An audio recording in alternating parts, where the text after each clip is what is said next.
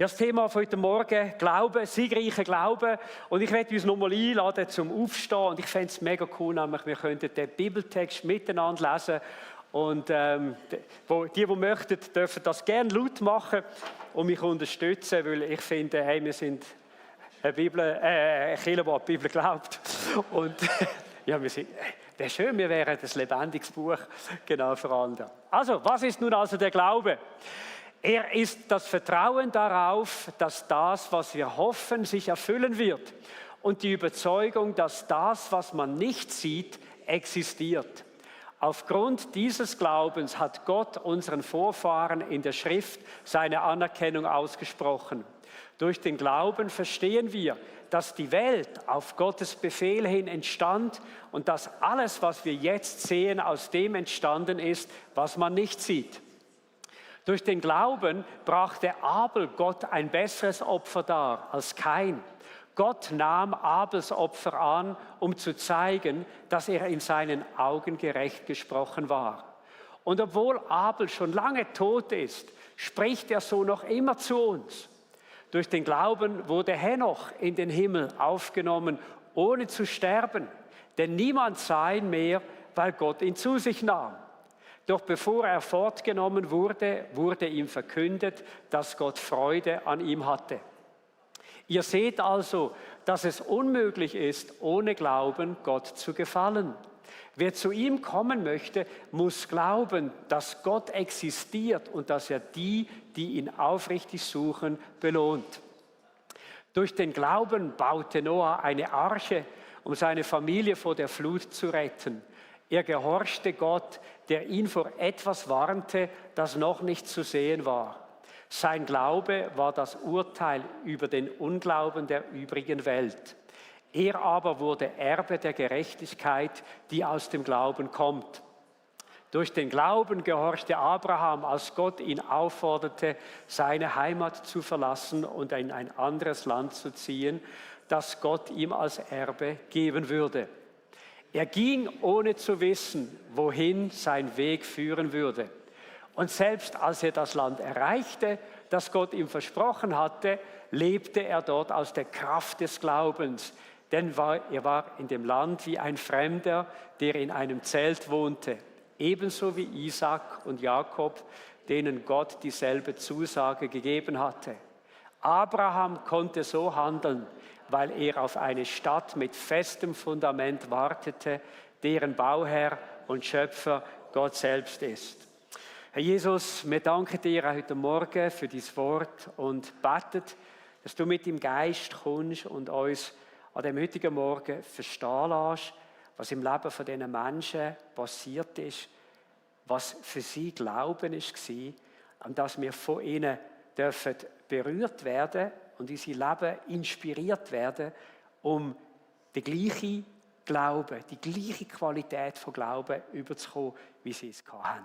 Amen. Ich darf gerne Platz nehmen. Ja, der Hebräerbrief wendet sich an Menschen, die emotionell enorm herausgefordert sind. Menschen, die durch Schwierigkeiten, durch Probleme gegangen sind und gelitten haben. Und eigentlich ist der Hebräerbrief wie ein grosses Seelsorgebuch, kann man sagen.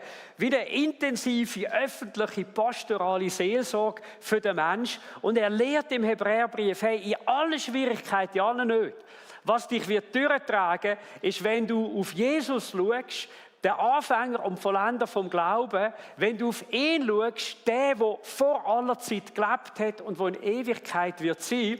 Und was du da dazu brauchst, und das Thema für heute, das ist Glauben. Was ist jetzt Glauben?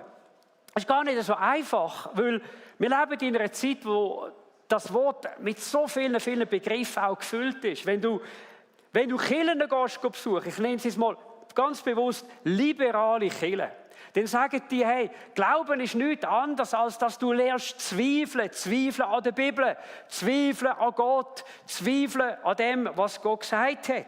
Und ich habe ein grosses Problem mit dieser Aussage vom Zweifel, weil in unserem Text heisst, Glaube ist ein tiefes Vertrauen. Glaube ist eine Überzeugung, die in unserem Herzen wacht. Und eine Überzeugung sagst du, hey, egal was andere sagen, von dem bin ich überzeugt. Und dann gibt es so ein bisschen die charismatischen Kirchen und Kreise, die wirst du etwa die hören, ja weisst, du musst nur glauben, du musst nur glauben. Und dort wird der Glaube zu etwas, wo man unter Druck muss produzieren, zu etwas, wo man menschlich produzieren, menschlich machen. Und ich weiß, dass auch viele ernsthafte Christen, die wirklich mit Jesus unterwegs sind, durch so eine einfache, plakative Aussage, manchmal unter enormen Druck auch gekommen sind. Ja, Jesus hätte mal gesagt, glaube nur. Aber da war er selber von einer Person und hat dann das Wunder da, ein paar Momente später. Und die Aussage, glaube nur, so einfach ist sie eben dann auch nicht. Und ich werde uns heute Morgen aufzeigen, gerade aufgrund von unserem Text, den wir gelesen haben, wo wir ein bisschen weniger in die Biografien von diesen 4 Leuten hineingehen, aber ein bisschen etwas über die Qualität des Glaubens möchten lernen. Ich werde uns aufzeigen heute Morgen, dass Glauben rational ist, dass Glauben persönlich ist und dass Glauben grundlegend ist für unser Leben. Rational bedeutet, Ratio, latinisch heisst so viel wie verstandesgemäß. Das heisst in anderen Worten, hey, Glaube heisst nicht, dass du deinen Verstand ausschalten musst. Es heißt im Hebräer 11,3, durch den Glauben verstehen wir, Ratio, dass die Welt auf Gottes Befehl hin entstand. Dass alles, was wir jetzt sehen, aus dem entstanden ist, was man nicht sieht. Ich weiß, wenn ihr die normale Laufbahn vielleicht genommen habt in der Schule, vielleicht im Gymnasium, vielleicht auch an der Universität, dann geht der Mensch heute davon aus, ist alles durch Zufall entstanden. Und die Bibel sagt, nein, durch den Glauben kann ich etwas anderes erkennen, nämlich, dass alles, was entstanden ist, auf Gottes Befehl hin entstanden ist.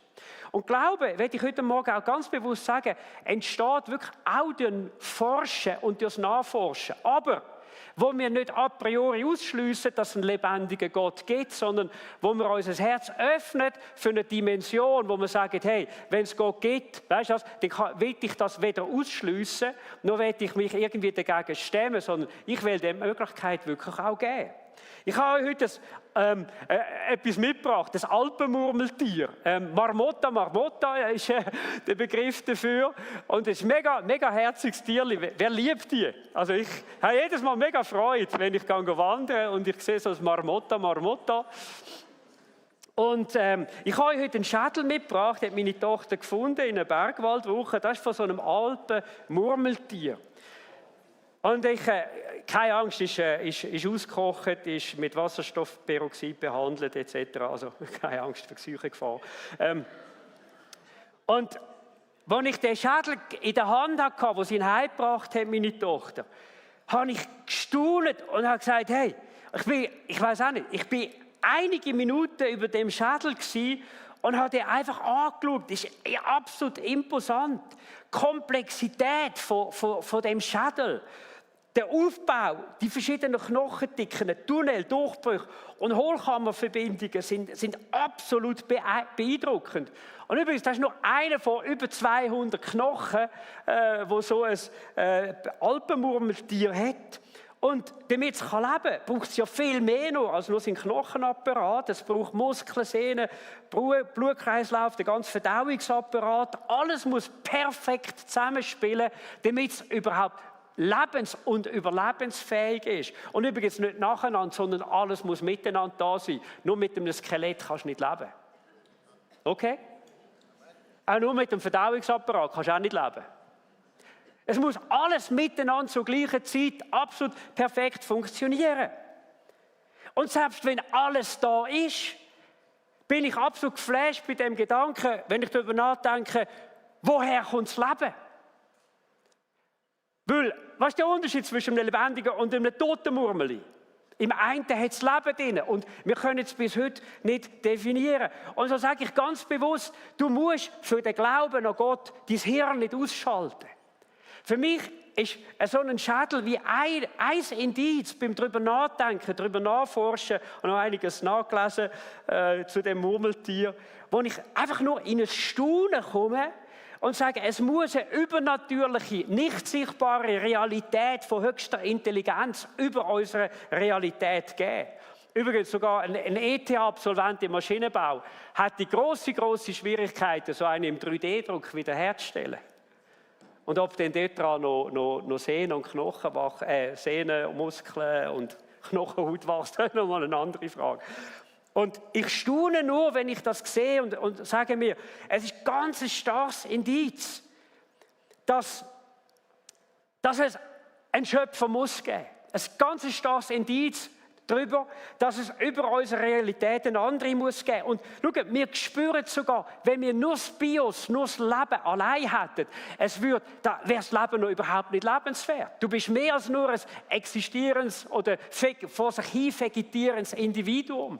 Wir wissen, es gibt so Sachen wie Liebe, Zugehörigkeit, Freundschaften, Familie, die Schönheit, die man wahrnehmen kann. Ich meine, warum schaust du? Gut, die ältere Tochter ist nicht Fan von Tulpen. Aber sag mal, du schaust mal schöne Blumen an oder irgendetwas. Oder auch einen schönen Menschen oder was auch immer. Und du staunst und es löst etwas aus bei dir.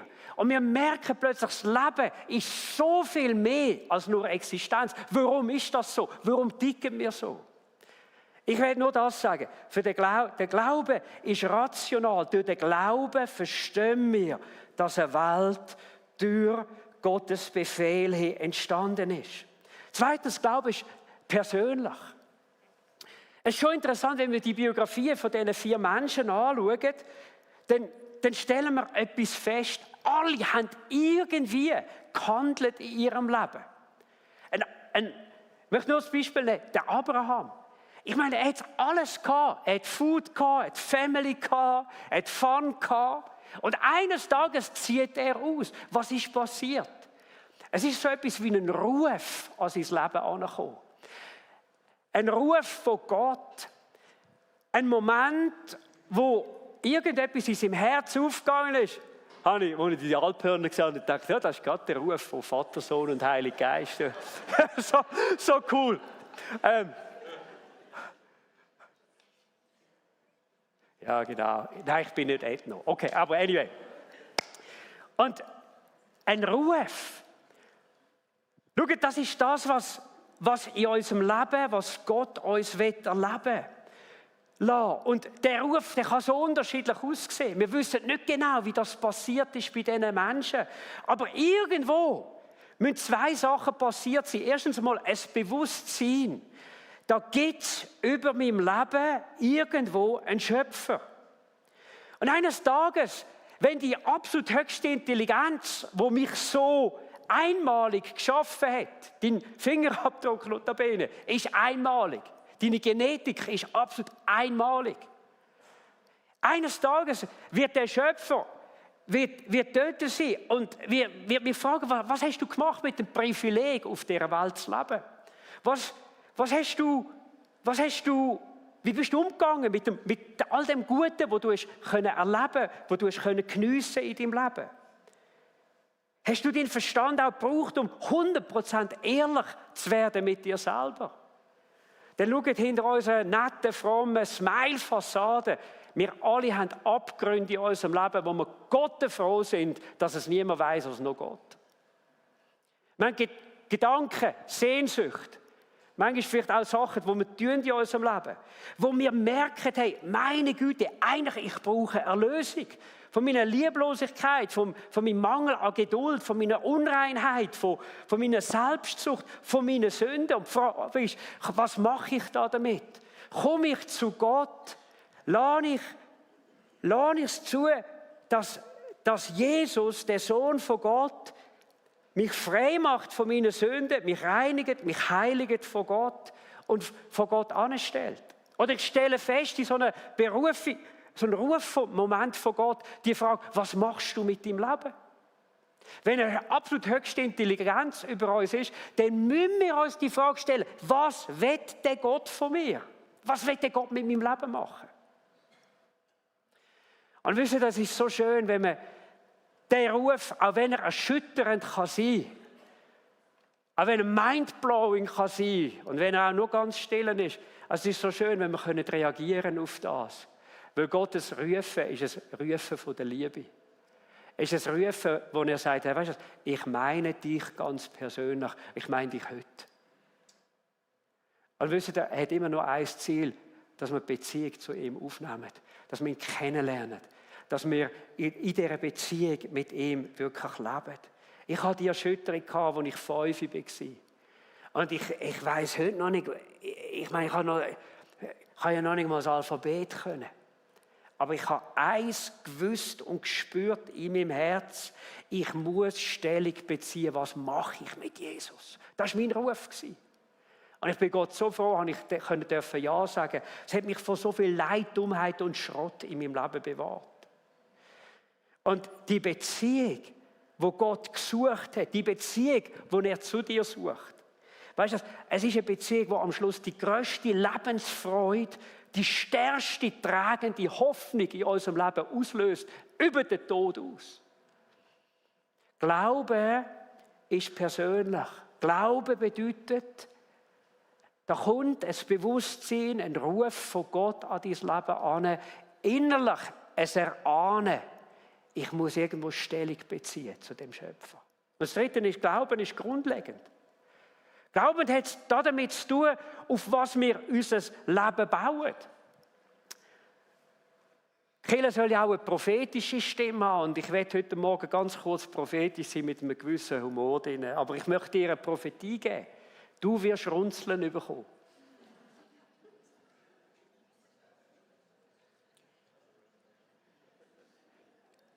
Du wirst von innen her schöner aussehen als von außen mit der Zeit.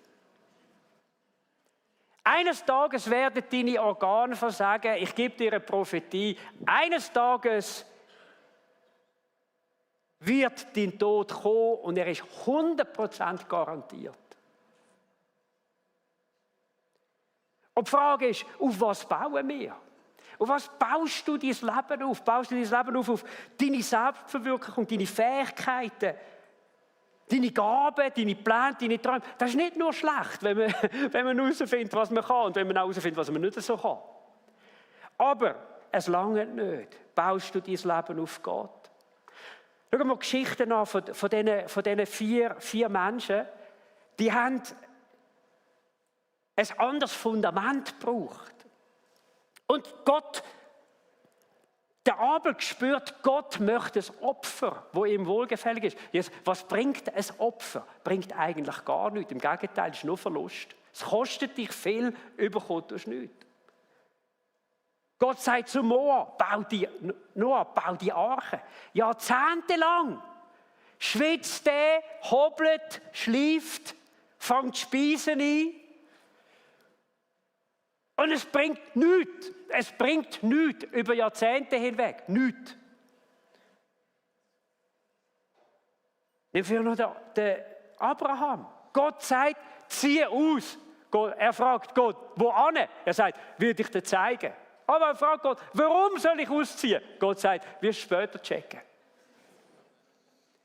Und dann könntest du dich fragen, alle von diesen Leuten bekommen Anweisungen für Gott, etwas zu tun, wo das Einzige, was sie haben, das Vertrauen in Gott ist, aber wo absolut da oben no sense ist. Warum macht Gott das? Ist Gott ein Sadist? Schau, Gott macht es darum, weil wir eben dazu neigen, unsere Lebenssicherheit, unser Lebensfundament auf Sachen von dieser Welt zu stellen. Auf unseren Beruf, auf unsere Family. Du kannst eine mega coole Family haben. Aber weißt du, wenn du Kind hast, mega cool. Aber eines Tages wirst du Ciao sagen zu diesen Kindern. Wenn du Eltern hast, eines Tages wirst du deinen Eltern Ciao sagen. Du kannst nichts behalten von diesen Sachen. Es ist keine Grundlage.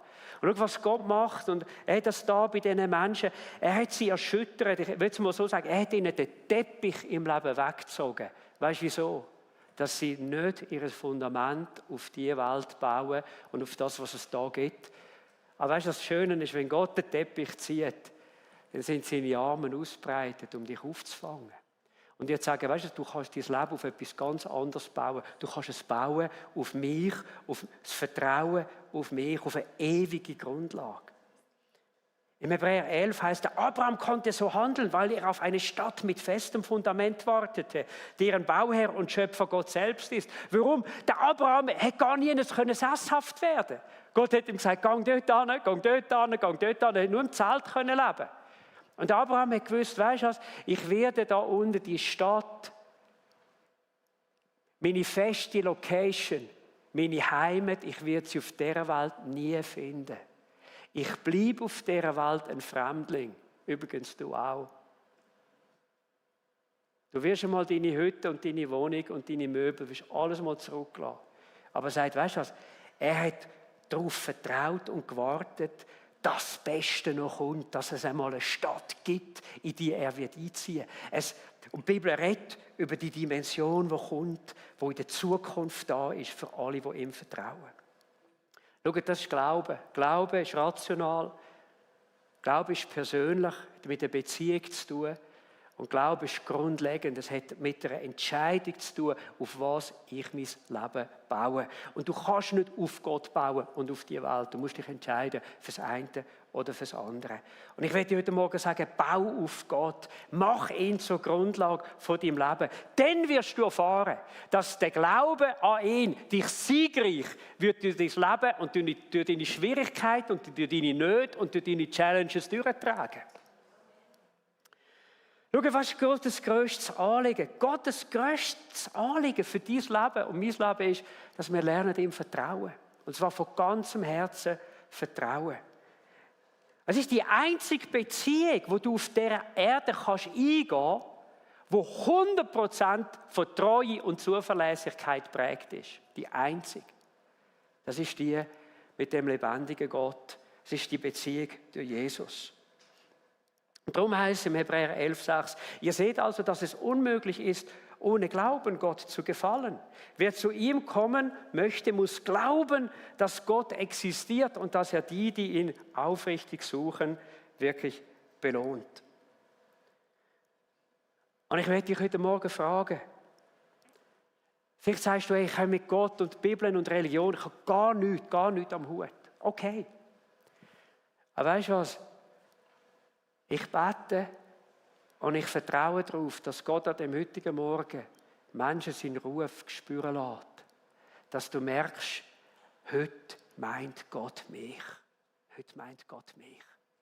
Heute geht es um mein Leben. Heute geht es um meine Entscheidung an einen Gott, wo ich nicht das Hirn ausschalten muss, aber an einen Gott, dem ich vertrauen kann. Schaut, eines Tages wird sich für uns alle eine Falltür öffnen.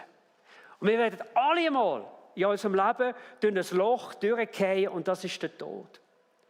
Und die Bibel ist so deutlich, sie sagt, wir fallen nur an einen von zwei Orten. Entweder in die ewigen Arme Gottes, die uns auffangen, weil wir unser Vertrauen auf ihn gesetzt haben. Oder wir gehen in die ewige Dunkelheit, in das, was die Bibel Hölle nennt. Und vielleicht sagst du, ich weiß nicht, ob ich das kann. Ich weiß nicht einmal, ob ich in der Lage bin, so Gott zu vertrauen. Weißt du, alles, was es braucht, ist eine Bereitschaft, dass du dich nicht sperrst in deinem Herzen, sondern sagst, hey, vielleicht egal sogar, was du religiös erlebt hast, egal, was du vielleicht an Negativen mit Christen erlebt hast, all die Sachen für einen Moment auszublenden und zu sagen, weißt du was, aber der Gott, der mich ruft, der Gott, der mich so einzigartig designt hat, der Gott, dem seine Arme bereit sind, mich aufzufangen, dem will ich am heutigen Tag eine Antwort geben. Der Ruf will ich folgen, der Ruf will ich beantworten. Das ist Gottes grösster Wunsch für dich. Und zweitens, Gott möchte aus uns allen Menschen vom Glauben machen. Menschen, die in dieser rationalen, das heisst auch mit dem Verstand, in dieser beziehungsmässigen und in dieser grundlegenden Beziehung zu ihm stehen, deren ihren Glauben will Gott weiterentwickeln. Er will aus dir einen Mensch machen, weißt, der ihm nicht nur vertraut, dass vielleicht am Sonntagmorgen irgendwo auf einem Kirchenstuhl ein paar coole Vibes entstehen. Sondern er will, dass du ihm so vertraust, wie die Menschen da innen, dass du bereit bist, zu sagen, hey, ich bin bereit, mit Gott Sachen zu tun, wo ich mich vielleicht wirklich menschlich nicht getrauen würde, sie zu tun. Und weißt du, dein Glaube, der ist wie eine Pflanze, der kann grösser werden, der kann zunehmen, der kann Qualität zulegen.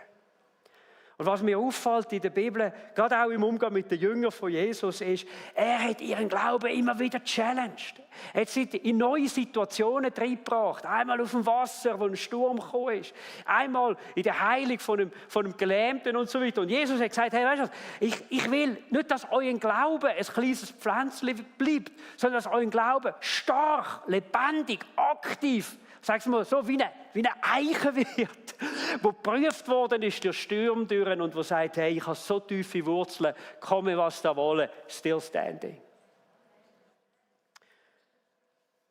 Und die Frage ist, findet Gott auch in der heutigen Zeit noch Menschen, die ihm vertrauen, auch wenn sie Gott nicht immer verstehen?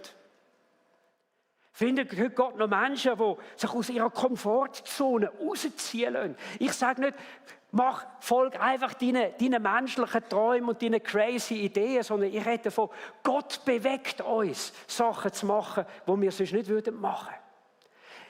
Gott leitet in uns Träume hinein, Gedanken, Impulse, wo wir sagen, hey, normalerweise würde ich es nicht machen, aber ich merke, das ist wie eine Challenge von Gott. Und ich werde ein paar Beispiele geben. Vielleicht geht es schon nur darum, dass du jemandem Liebe schenkst, wo du sagst, hey, absolut keine menschliche Sympathie für die Person. Aber es ist die Nächste. Jemandem Aufmerksamkeit zu geben. Vielleicht geht es darum, auf jemanden zuzugehen mit dieser guten Botschaft von Jesus. Und irgendwann das Maul wieder mal aufzutun und zu sagen, weisst du was ich noch nie gesagt habe, das, was mich Leben wirklich erfüllt, ist eine lebendige Hoffnung. Ich habe Jesus kennenlernen. Vielleicht wieder mal jemanden einzuladen in Gottesdienst. Eine Challenge. Dich Gott zur Verfügung zu stellen zum Dienst. Mitzubauen an der Kirche von Jesus. So wie der Noah an der Arche dran geblieben ist. Ich würde fast sagen, im Namen Gottes, tu etwas. Tu etwas Mutiges. Ich hatte wieder den Eindruck, wirklich auch vom Geist Gottes, dass Gottes Geist dran ist, der Kirche heute zu sagen, hey, liebe Leute, es geht nicht mehr in erster Linie darum, absolut perfekte, geschliffene Gottesdienste zu feiern. Es geht darum, dass die Gemeinde von Jesus mobilisiert ist und sagt, hey, wir wollen uns brauchen lassen von Gott. Wir wollen im Alltag mutig mit Gott unterwegs sein. Wir wollen mutig Gott erleben im Alltag. Wir wollen ready sein, die Botschaft von der Hoffnung nach außen zu tragen. Ich glaube, das ist die Kirche von der Zukunft.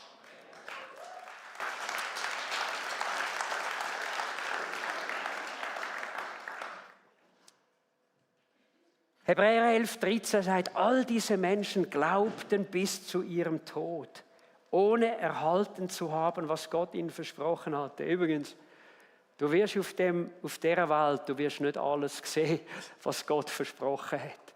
Er sagt, es ist so viel schöner und so viel grösser als alles, was du dir vorstellen kannst. Das hat Gott für die vorbereitet, die ihm vertrauen. Aber weißt du, was das heißt? Sie sahen auf das, was ihnen zugesagt war, von Weitem.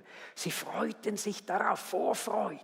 Denn sie hatten erkannt und bezeugt, dass sie hier auf der Erde nur Gäste und Fremde waren. Ich werde dir heute Morgen etwas sagen, weißt du, das Beste kommt noch. Das Beste in deinem Leben kommt noch. Und ein Teil von dem Besten will Gott in deiner Lebenszeit noch entwickeln. Und ein Teil von dem werden wir erst einmal sehen, wenn wir Gott werden sehen von Angesicht zu Angesicht. Aber weißt du, dort oben werden die Glaubensfrauen, die Glaubensmänner sein, die sagen, weißt du, es hat mich vielleicht alles gekostet. Hat mich meinen Stolz gekostet, hat mich meine Sicherheit gekostet, hat mich mein Geld gekostet, hat mich meine Karriere unter Umständen gekostet. Aber ich habe Gott vertraut. Ich habe Gott vertraut. Ich habe Gott vertraut. Wenn es heisst, ohne Glauben ist es unmöglich, Gott zu gefallen, dann sagt die Bibel aber genau das Gegenteil. Sie sagt, hey, mit Glauben, mit dem Vertrauen, kommt das Wohlgefallen von Gott in unser Leben. Weil da Menschen sind, die gesagt haben, ich habe verstanden, ich habe eine Beziehung bekommen, und ich habe eine Grundlage in meinem Leben gefunden, bei dem lebendigen Gott, den ich nie mehr aufgeben will. Ich möchte uns einladen, dass wir doch aufstehen miteinander. Und ich bete, dass du, der lebendige Gott, dass du an dem heutigen Morgen durch die Reihe gehst. Ich bin so froh, dass wir nicht glauben, wir machen. Und dass es eine menschliche Dimension ist, sondern du, Gott, du selber bist es, wo das Vertrauen weckt in uns. Es heisst sogar, dass der Glaube durch die Predigt kommt. Eine coole Sache. Dass du ein Stückwerk von der Predigt mit all ihren Grenzen brauchst. Und heute Morgen Menschen der Ruf ins Herz gibst. Glaub doch. Fang an, Gott zu vertrauen. Fang an, dein Leben auf ihn wirklich zu bauen. Und ich will zuerst mich ganz bewusst an all die wenden, die vielleicht sagen, hey, ich habe die persönliche Beziehung mit Gott. Ich habe das noch gar nicht erlebt. Und ich würde gerne an dem heutigen Morgen reagieren. Ich würde gerne Gott mein Vertrauen schenken. Und ich würde gerne heute Morgen eine Beziehung mit Gott anfangen. Weißt du, Gott lädt dich ein und er sagt, kehr um zu mir. Ich werde dir deine Sünden vergeben. Ich werde jede Trennung wegnehmen. Und ich werde dich annehmen als meine Tochter, als mein Sohn. Und wenn du diesen Wunsch hast und das möchtest, während unsere Augen geschlossen sind, möchte ich fragen, hey, wer ist da und sagt, hey, ich möchte heute Morgen, ich möchte die Beziehung zu Gott wirklich auch eingehen. Heb doch deine Hand. Ich würde gerne für dich beten. Du möchtest ihm dein Vertrauen schenken. Dankeschön. Dankeschön. Noch andere Menschen da. Das ist die grösste Beziehung, die grösste Entscheidung in unserem Leben. Aber du bekommst ein Fundament für die Ewigkeit. Herr Jesus, ich bete, und wir beten das ganze Kirche mit den Menschen, die heute die Entscheidung zu dir eingegangen sind, die die Beziehung zu dir möchten aufnehmen. Und wir möchten sie segnen. Und wir möchten stellvertretend und zusammen mit ihnen einfach auch beten und sagen, danke für deinen Ruf, danke für deine Liebe. Danke, dass du deinen Sohn Jesus hast gegeben, der uns alle Schulden wegnimmt, der uns ein reines Herz gibt und ein Gewissen, das zur Ruhe kommt.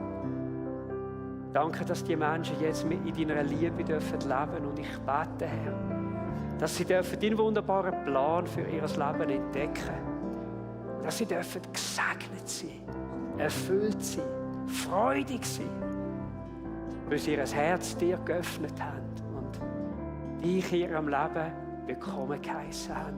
Ja, auf deinen Ruf eingegangen sind. Ich möchte dir sagen, du hast nachher Möglichkeit auch noch, wenn wir beten mit Menschen, du darfst gerne für dich beten lassen. Und vor allem, du darfst die Karte ausfüllen, das heisst Connect-Karte. Und gib uns doch ein Signal, wenn das heute dein Tag war, Gott dein Vertrauen, dein Glauben zu schenken und auf diesen Ruf auch einzugehen. Aber ich habe noch etwas Zweites auf dem Herzen. Ich habe noch etwas Zweites für unsere ganze Kirche. Und ich habe so ganz starkes Empfinden gehabt, dass Gott durch seinen Geist heute Morgen hineinruft in unsere Kirche und sagt, hey, ruf Menschen, die bereit sind, um zu sagen, ich will in meinem Glauben auf ein anderes Niveau kommen. Ich will zu einem Glaubensmensch werden. Eine Glaubensfrau, ein Glaubensmann, die ready sind, die auch unter Umständen ein Risiko einzugehen. Etwas tun im Namen Gottes. Frei zu werden von meiner falschen Sicherheit, auf meine eigenen Pläne, auf meine eigenen Finanzen und sagen, hey, all in für Jesus. Wenn Gott heute noch die Bibel würde schreiben, ich würde gerne, dass mein Name nach dem Abraham kommt. So ganz simpel, einfach. Wäre so cool, mein Name würde auch dort stehen. Aber weißt du, das ist ein Glaube, den du dir nicht machen kannst. Aber wenn du bereit bist, Gott zu sagen, schenk mir den Glauben. I'm ready. Ich möchte dich einladen heute Morgen, dass du deinen Platz verlässt und dass wir heute Morgen einfach da um die Bühne herum hey, für Menschen beten, mit Menschen beten, dass du in die Gegenwart von Jesus kannst hineintreten, wo du sagst, here am I. Mach aus mir so einen von diesen Glaubenshelden. Auch wenn Gott keine Bibel mehr wird schreiben, aber er schreibt das Buch da oben im Himmel. Und ich will dort auf der Liste sein von den Glaubensfrauen und Männern. Dort will ich auch stehen. Ich sage, ich habe den Wunsch. Ich habe mega den Wunsch. Und hey, wenn du den Wunsch hast und dich einfach willst, heute Morgen Gott so zur Verfügung stellen, während dem nächsten Song, hey, komm doch einfach da vorne und bete zu Jesus. Bitte ihn um eine Berührung mit seinem Geist. Etwas auszulösen, etwas freizusetzen in deinem Leben. Mit einer neuen Kühnheit, mit einem Glauben, den du brauchst für die nächste Etappe in deinem Leben.